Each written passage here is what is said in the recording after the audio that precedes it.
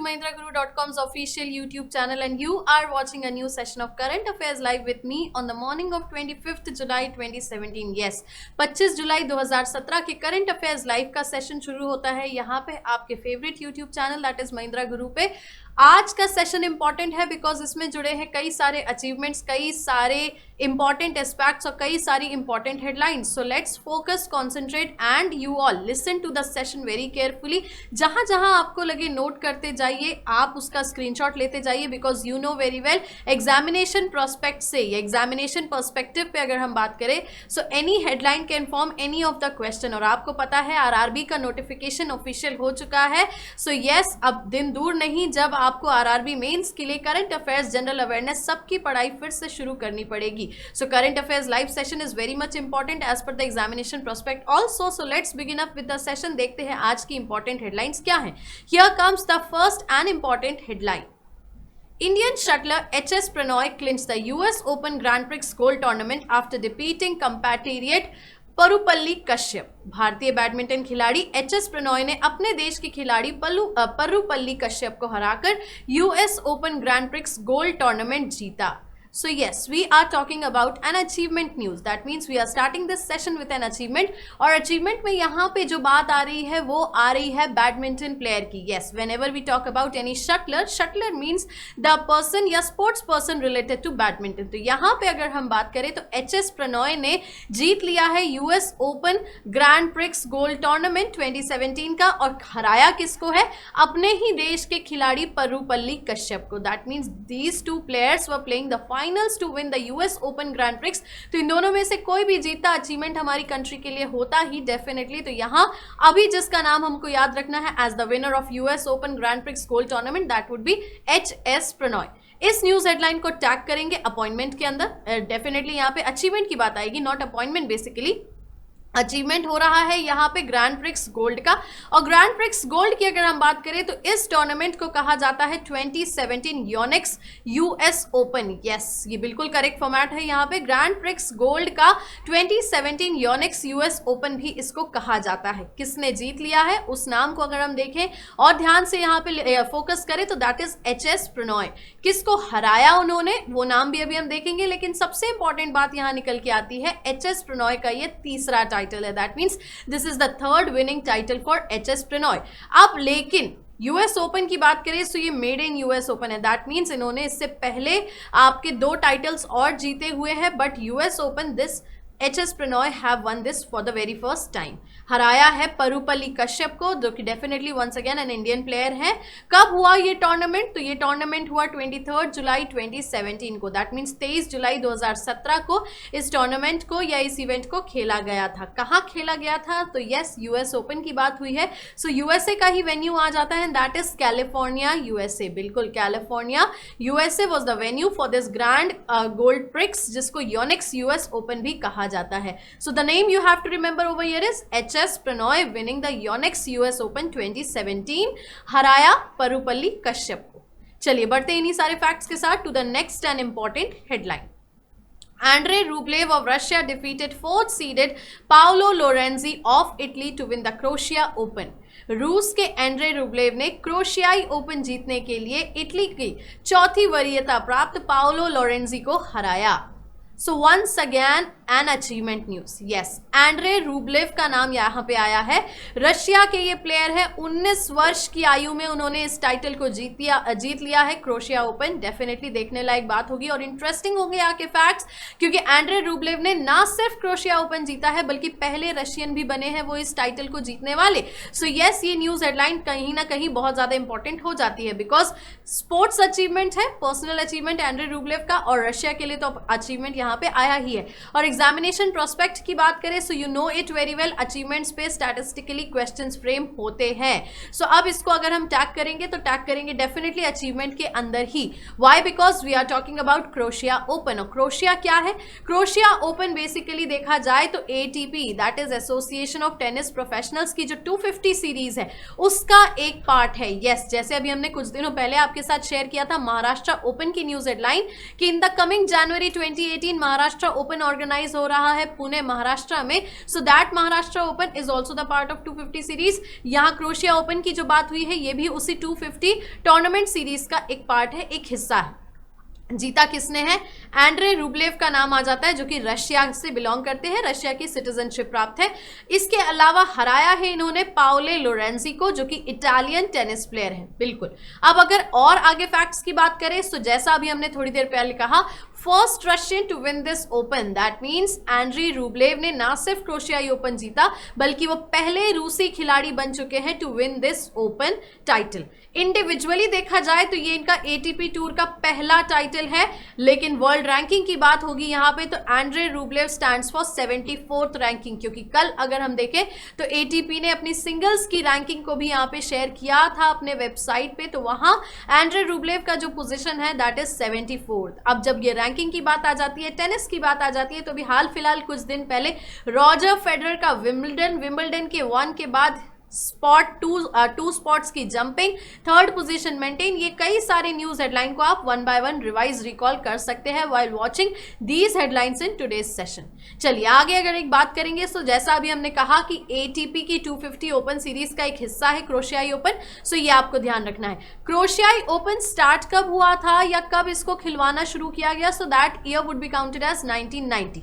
ATP से related facts हमने previous sessions में भी आपके साथ शेयर किए हैं, the static facts of ATP, so you can go through the previous session of Current Affairs Live so that आप वहां पे ATP से रिलेटेड सारे के सारे फैक्ट्स को दोबारा रिकॉल और रिवाइज कर सके. चलिए बढ़ते हैं इसी के साथ to the very next and important headline. Indian space pioneer Udupi Ramachandra Rao passes away at 85. भारतीय अंतरिक्ष अग्रणी उडुपी रामचंद्र राव का निधन हो गया, वे 85 वर्ष के थे. सो यस, यहाँ पे अगर हम बात करें तो one obituary news headline we have entered in this session. Udupi Ramachandra Rao ना सिर्फ इंडियन स्पेस पायनियर बल्कि यहाँ इनको फॉर्मर इसरो चेयरमैन कहना भी बिल्कुल सही होगा. ये चेयरमैन रहे हैं इसरो के, और यहाँ इनका नाम इसीलिए भी इंपॉर्टेंट हो जाता है क्योंकि इंडिया में कई सारे डेवलपमेंट्स के लिए इनका नाम जुड़ा हुआ है. कैसे इस न्यूज हेडलाइन को याद रखेंगे और किस तरीके से प्रोसीड करेंगे, तो चलिए इसको अगर हम टैग करें सो टैग किया जाएगा ऑबिचरी न्यूज के अंदर, because you know it very well कि किसी का भी निधन होता है, किसी का भी देहांत होता है, so we calculate it in obituary news. हम उसको टैग करते हैं ऑबिचरी न्यूज के अंदर.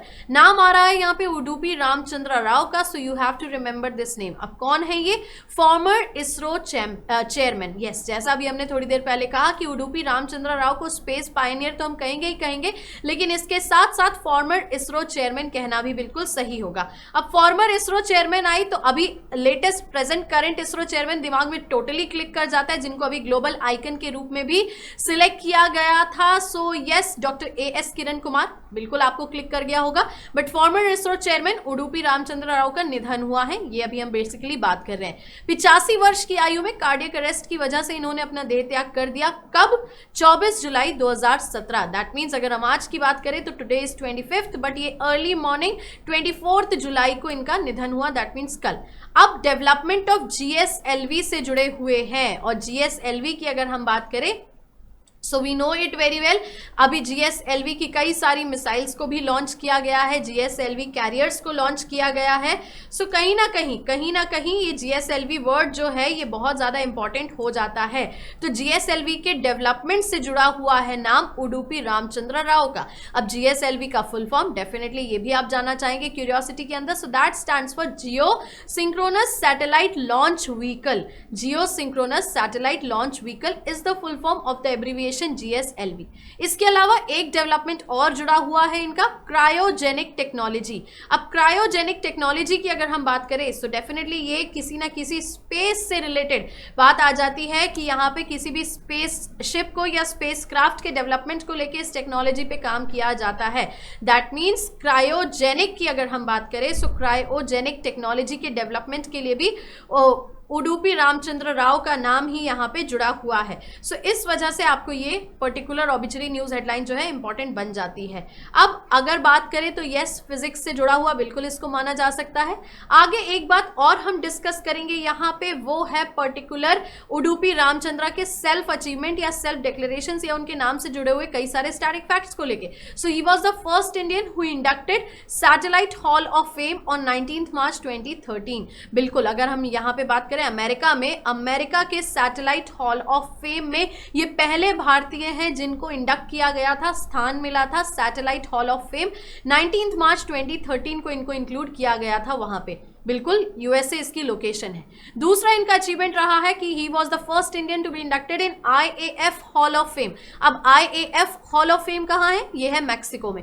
That means in United States of America and in Mexico satellite hall of fame और आईएएफ हॉल ऑफ फेम में, इन दोनों स्थानों पे ये पहले भारतीय साइंटिस्ट ऐसे थे जिन्होंने अपने स्थान को वहां पे अचीव किया due to the developments and due to his contributions in the space technology which he have developed and done. So Udupi Ramachandra Rao का निधन हो गया है। ऑबिचरी के अंदर ये हेडलाइन आती है, लेकिन इनसे जुड़े हुए कई सारे फैक्ट्स हमने आपके सामने रखे।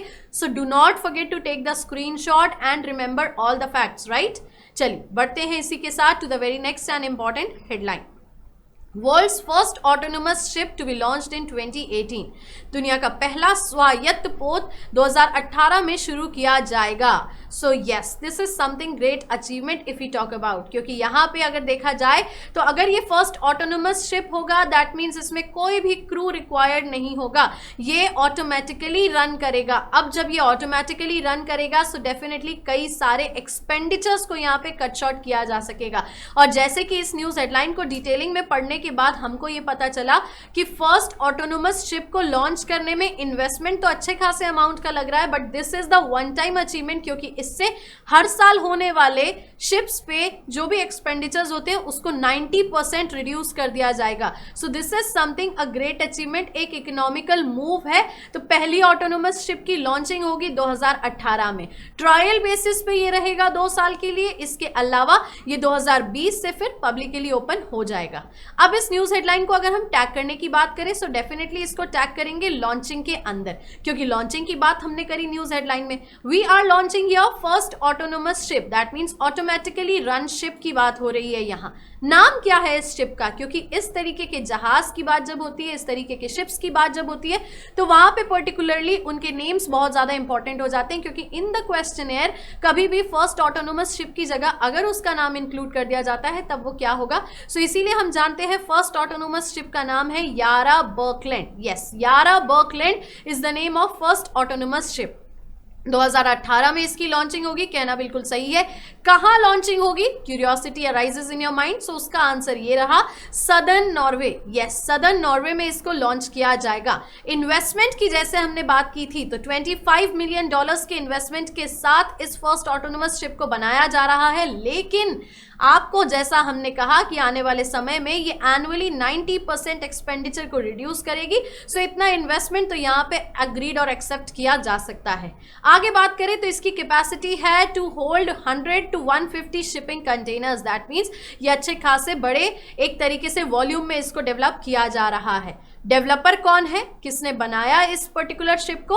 सो यारा बर्कलैंड, तो यारा नाम वहां पे जुड़ा रहेगा। यारा international and guidance system maker जिसके हैं कोंग्सबर्ग, दैट मीन्स ये पूरा का पूरा एक फर्म है कोंग्सबर्ग जिसको कहा जाता है यारा international and guidance system maker. So Kongsberg भी इसको हम कहीं कहीं पा सकते हैं, या तो फिर पूरा का पूरा डेवलपर का नाम आप याद रख सकते हैं, that is Yara international and guidance system maker, that is Kongsberg. So ये सारे के सारे फैक्ट्स इंपॉर्टेंट है, क्योंकि आप अगर अब आगे प्रोसीड करेंगे और आगे देखेंगे, लुक आफ्टर करेंगे, तो ये क्वेश्चन कहीं ना कहीं बनता हमें दिख रहा है इन फॉर द फ्यूचर कि what is the name of first autonomous ship to be launched in 2018। अभी फिलहाल हम लॉन्चिंग की बात कर रहे हैं, आगे जाके पास्ट में जब हम बात करेंगे तो ये बात बिल्कुल आगे आएगी कि पहला ऑटोनोमस शिप उसका नाम क्या था जिसको 2018 में लॉन्च किया गया। सो यारा बर्कलैंड आपको नाम याद रखना है। चलिए बढ़ते हैं इसी के साथ to the very next and important headline.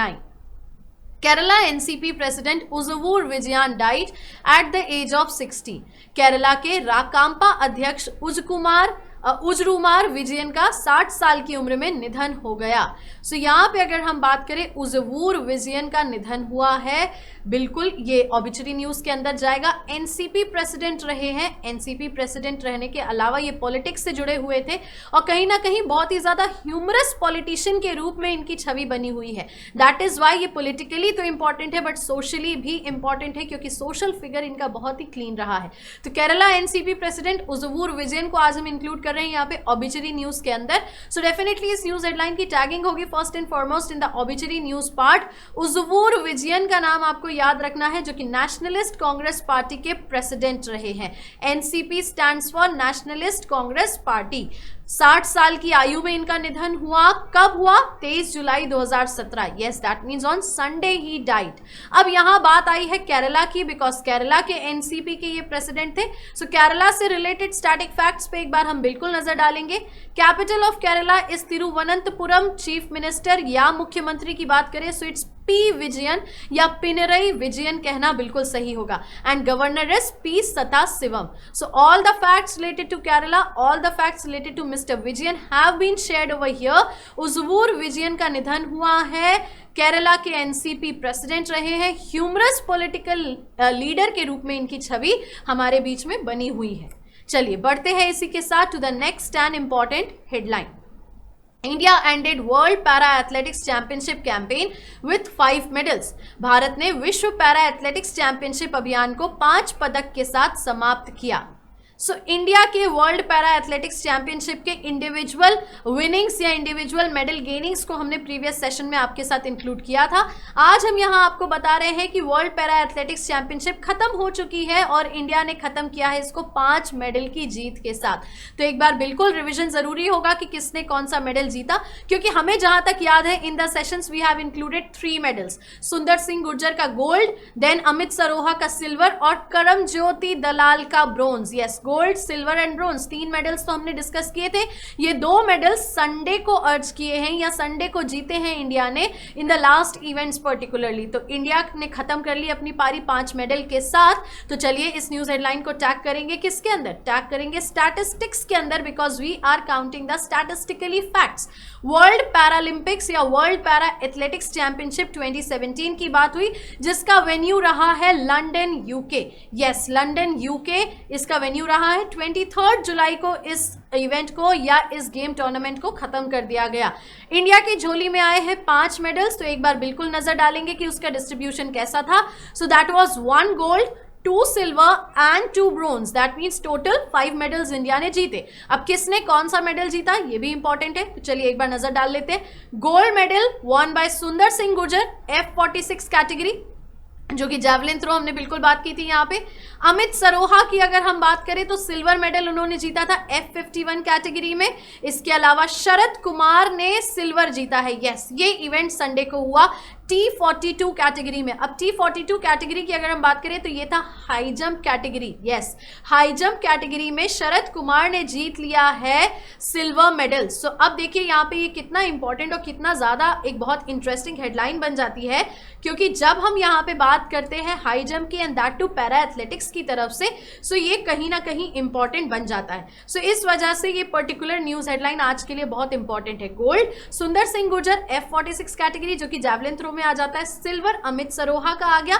Amit Saroha की अगर हम बात करें सो यस, यहाँ पे बात आती है F51 कैटेगरी में। और तीसरी अगर हम बात करें तो यहाँ आएगा शरद कुमार का नाम, सिल्वर जीता है T42 कैटेगरी, जो कि आपका हाई जंप से रिलेटेड है। अब अगर हम बात करें आगे तो यहाँ एक और बात आती है करमज्योति दलाल की F55 कैटेगरी में, जिन्होंने ब्रोंज मेडल जीता था। और एक ब्रोंज मेडल और जीता है वरुण सिंह भाटी ने T42 कैटेगरी में। दैट मीन्स T42 कैटेगरी में मेल्स में 2 मेडल्स हमारे पास आए हैं, सिल्वर और ब्रोंज, शरद कुमार एंड वरुण सिंह भाटी। तो ये दोनों के दोनों अचीवमेंट संडे को कैलकुलेट हुए और संडे को यहाँ पे काउंट आउट हुए।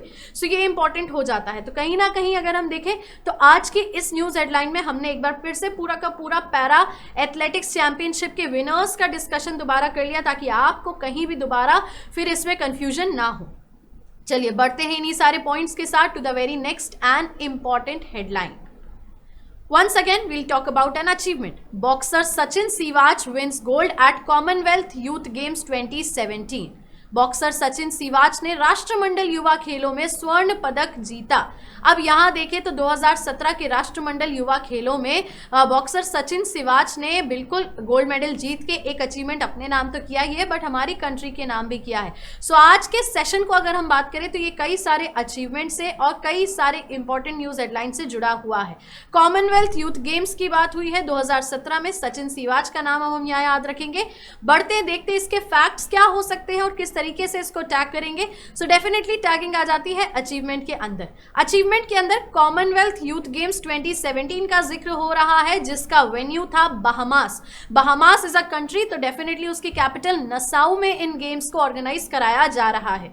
सचिन सिवाच के हिस्से आया है गोल्ड मेडल, दैट मीन्स स्वर्ण पदक जीत के सचिन सिवाच ने अपना अचीवमेंट वहां पे फिक्स कर दिया है। अब किसको हराया या किससे जीता या किसको सिल्वर मिला, तो डेफिनेटली यहां नाम आ जाता है जेम्स नाथन का। James Nathan has won the silver medal in particular this Commonwealth youth games boxing में, क्योंकि सचिन सिवाच ने तो गोल्ड जीत लिया है। अब इसके बाद अगर हम बात करेंगे तो ये कॉमनवेल्थ यूथ गेम्स का 6वां एडिशन है, that means 6th edition of CYG 2017। Bahamas का जिक्र हुआ है यहाँ पे, तो बहामास के स्टैटिक फैक्ट्स पे बिल्कुल नजर डालना यहाँ पे लाजमी है। बहामास की कैपिटल इज नसाउ। करेंसी की बात करेंगे तो Bahamian dollar and prime minister rule चलता है इस कंट्री में, so that would be Perry Christie. Perry Christie is the prime minister of Bahamas. So hope all the facts are getting cleared, और अगर नहीं तो आप इस सेशन को दोबारा डेफिनेटली देख सकते हैं। चलिए हम बढ़ते हैं तब तक अगली हेडलाइन पे। Jordan Spieth won the gold British Open championship 2017। Jordan Spieth ने गोल्ड ब्रिटिश ओपन चैंपियनशिप 2017 जीता। So again an achievement. कल का अगर हम देखें तो कल भी कई सारे अचीवमेंट्स और अपॉइंटमेंट्स थे सेशन में, आज मैक्सिमम अचीवमेंट्स है। कल का दिन हमने अपॉइंटमेंट डे डिस्कस कर लिया था आपस में, एक म्यूचुअल कंट्रीब्यूशन से, वहां पे म्यूचुअल डिस्कशन से। आज का दिन हम अचीवमेंट डे कह सकते हैं, क्योंकि मैक्सिमम ऑफ द यहाँ गेम्स के और स्पोर्ट्स के अचीवमेंट हमारे साथ जुड़ रहे हैं। जॉर्डन स्पिथ ने जीत लिया है गोल्फ का ब्रिटिश ओपन चैंपियनशिप 2017, सो इस वजह से ये न्यूज हेडलाइन इंपॉर्टेंट बन जाती है। जॉर्डन स्पिथ की अगर हम बात करेंगे so yes, American golf player हैं, ये अमेरिकन गोल्फर हैं, ये कहना बिल्कुल सही होगा। टैग करेंगे इस न्यूज हेडलाइन को वंस अगेन अचीवमेंट के अंदर, क्योंकि अचीवमेंट की बात हो रही है यहाँ पे। अचीवमेंट हुआ है ब्रिटिश ओपन 2017 का गोल्फ स्पोर्ट से, क्योंकि ये ओपन वर्ड जो है ये टेनिस में भी यूज होता है, ये बैडमिंटन में भी यूज होता है, और ये स्पोर्ट्स के गोल्फ में भी यूज होता है। जॉर्डन स्पिथ का नाम आपको याद रखना है as the winner of British open 2017 for golf. Youngest American के रूप में भी ये सामने उभर के आए हैं, क्योंकि जॉर्डन स्पिथ ने ना सिर्फ ब्रिटिश ओपन 2017 जीता है, बल्कि वो एक कम उम्र वाले अमेरिकन खिलाड़ी रहे हैं जिनके सर ये टाइटल गया है। अब अगर उनके इंडिविजुअल टाइटल 1 की बात करें तो अभी तक उन्होंने 11 टाइटल जीत लिए हैं, और इस साल की अगर हम बात करेंगे so yes, this was the 3rd title यहाँ इस वर्ष में, दैट मीन्स 2017 में ब्रिटिश ओपन 2017 जीत के जॉर्डन स्पिथ ने अपने नाम इस साल का ये 3रा टाइटल कर लिया है। यूनाइटेड स्टेट्स ऑफ अमेरिका के स्टैटिक फैक्ट्स को एक बार रिवाइज करना बिल्कुल यहाँ पे आपके सामने बन जाता है, because you know it very well. Jordan Spieth एक अमेरिकन गोल्फर है। So United States of America की capital is Washington DC. DC stands for district of Columbia. Currency is dollar. President की बात आएगी so Donald Trump, vice president Mike Pence. तो ये important था और ये सारे के सारे फैक्ट्स आपको ध्यान रखने हैं। चलिए हम बढ़ते हैं इसी के साथ to the next headline. World's first wind farm to be build off Scotland coast. विश्व का पहला विंड फार्म स्कॉटलैंड के तट पर निर्मित किया जाएगा। सो अब अगेन यहाँ पे एक फर्स्ट डेवलपमेंट की बात आई। अभी थोड़ी ही देर पहले हमने फर्स्ट ऑटोनोमस शिप की बात की थी, अब हम यहाँ पे विंड फार्म की बात कर रहे हैं। पहले बोला जाए तो बिल्कुल पिनव्हील के फॉर्मेट में यहाँ पे आपको पिक्चर रिप्रेजेंटेशन में दिख भी रहा है, तो पहला विंड फार्म डेवलप हो रहा है या बिल्ड हो रहा है स्कॉटलैंड कोस्ट में। अब इस विंड फार्म का नाम क्या है, डेफिनेटली क्वेश्चन यही आया होगा ना दिमाग में, बिल्कुल क्यूरियोसिटी के चलते। तो इसको अगर हम टैग करें इस न्यूज हेडलाइन को, so this news headline would be tagged under the development tag. एक नया टैग जो हमने कुछ सेशन से इंक्लूड किया है यहाँ पे। डेवलपमेंट हो रहा है विंड फार्म का। विंड फार्म जिसका नाम होगा Hywind. Yes, the name of this wind farm would be Hywind. ये पहला विंड फार्म है जिसको डेवलप किया जा रहा है स्कॉटलैंड कोस्ट में। अब ये क्या करेगा, तो ये प्रोवाइड करेगा पावर टू 20,000 होम्स, क्योंकि डेफिनेटली अगर हम बात करते हैं पिनव्हील की तो ये इलेक्ट्रिसिटी जनरेशन का काम करते हैं। सो इलेक्ट्रिसिटी जनरेट करके ये 20,000 घरों में रोशनी प्रदान करेंगे। मैन्युफैक्चरर की अगर हम बात करें कि इस पहले विंड फार्म हाईविंड को कौन बना रहा है, तो स्टेट ऑयल का नाम आपको याद रखना है। Statoil is developing Hywind. कहां पे इसको डेवलप किया जा रहा है? स्कॉटलैंड कोस्ट में। स्कॉटलैंड का जिक्र आ गया, so yes Scotland is a country, तो उसके कैपिटल हो जाएगा एडिनबर्ग। करेंसी की बात करेंगे pound sterling and president is Nicola Sturgeon. Yes, Nicola Sturgeon is the president of Scotland. तो ये कहीं ना कहीं इंपॉर्टेंट फैक्ट्स है, क्योंकि आपको यहां से एक नाम जो निकल के आया हाई विंड, वो याद रखना है, बिकॉज हाई विंड जैसे पहला विंड फार्म कहलाएगा, यारा बर्कलैंड पहली ऑटोनोमस शिप थी, तो पहले वर्ड की वजह से आपको यारा बर्कलैंड भी याद रखना था प्रीवियस हेडलाइंस के अकॉर्डिंग, और पहले विंड फार्म की वजह से हाई विंड का नाम भी आपको यहाँ पे याद रखना है। चलिए बढ़ते हैं इसी के साथ to the next and important headline. India launch first R&D facility for high and fuels and gases. Bharat ने महंगे ईंधन और गैस के लिए R&D की सुविधा शुरू की। अब this is something very interesting, क्योंकि जहां हम नेचुरल रिसोर्सेज की तरफ हम जा रहे हैं, वहीं पेट्रोलियम रिसोर्सेज या पेट्रोलियम कंजर्वेशन की हम बातें करते हैं, कोल रिसोर्सेज को हम और ज्यादा इनहांस और बेनिफिट करने की बातें करते हैं। तो उसी सारे इनिशियल्स के चलते इंडिया ने लॉन्च कर दिया है पहला R&D that means research and development facility for high and fuels and gases, जो कि बहुत ही भारी मात्रा में या बोला जाए बहुत ही हैवी फ्यूल्स और गैसेज होते हैं, उनकी फैसिलिटीज को या उनके डेवलपमेंट्स को या उनके प्रोडक्टिविटी को चेकआउट करने के लिए research and development facility India ने लॉन्च कर दी है। धर्मेंद्र प्रधान जी का पिक्चर हमें यहाँ पे स्क्रीन पे दिख रहा है, सो कहीं ना कहीं ये रिलेट करता है कि इन्हीं के द्वारा इस पर्टिकुलर स्कीम को या इन्हीं के द्वारा इस पर्टिकुलर फैसिलिटी को लॉन्च किया गया होगा। सो अगर अब हम यहाँ पे फैक्ट्स की बात करें और इस न्यूज हेडलाइन की टैगिंग की बात करें, टैग करेंगे इसको लॉन्चिंग के अंदर। लॉन्चिंग हो रही है रिसर्च एंड डेवलपमेंट फैसिलिटी की, पेट्रोलियम टेस्टिंग के लिए जिसको आगे बढ़ाया जाएगा। इसको ऑपरेट करेगा IOC। Yes, this would be operated by IOC। IOC stands for Indian oil corporation, जिसका जुडिशरी हैंड बिल्कुल गवर्नमेंट ऑफ इंडिया के पास है या मिनिस्ट्री ऑफ पेट्रोलियम के पास है, ये कहना सही होगा। सो इंडियन ऑयल कॉर्पोरेशन जो है वो ऑपरेट करेगा इस पेट्रोलियम टेस्टिंग की R&D फैसिलिटी को। इनॉग्रेशन किया गया है इसका या लॉन्च किया गया है श्री धर्मेंद्र प्रधान के द्वारा। कहां? फरीदाबाद NCR में। और NCR की बात करें so that is national capital region, बिल्कुल, तो फरीदाबाद में इसकी लॉन्चिंग हुई है। कब हुई? 22 जुलाई 2017, क्योंकि ये डेट इंपॉर्टेंट हो जाती है। 22 जुलाई सैटरडे था, पर कल के सेशन में हमने इसको इंक्लूड नहीं किया, तो हमने इसको आज के सेशन में इंक्लूड कर लिया। 22 जुलाई 2017 को इसकी पर्टिकुलर लॉन्चिंग हुई है फरीदाबाद NCR में by very renowned person that is Shri Dharmendra Pradhan. चलिए अब अगर धर्मेंद्र प्रधान के नाम का जिक्र करें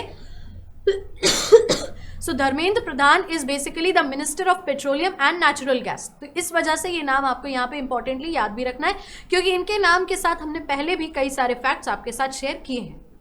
तो ये तो हो गए आज के सेशन के इंपॉर्टेंट 10 हेडलाइंस और उनके एस्पेक्ट्स और प्रोस्पेक्ट्स जिनको आपको लुक आफ्टर करना है। तो चलिए अब अगर हम इन न्यूज हेडलाइन से बनने वाले क्वेश्चन फ्रेमिंग की बात कर ले, so let's move over to the very first question form from the very first headline. So here comes the first question. Who has won the US Open Grand Prix Gold Tournament? US Open Grand Prix Gold Tournament किसने जीता? HS Prannoy, Parupalli Kashyap, Vijendra Singh, Harinder Pal Sandhu या Sanjeev Kadam. So US open grand Prix की बात हो रही है। HS Prannoy का नाम यहाँ पे आ जाएगा, क्योंकि परुपल्ली कश्यप को हराते हुए ही have won the Yonex US Open. So option number 1 is the right answer. Let's move on to the next question.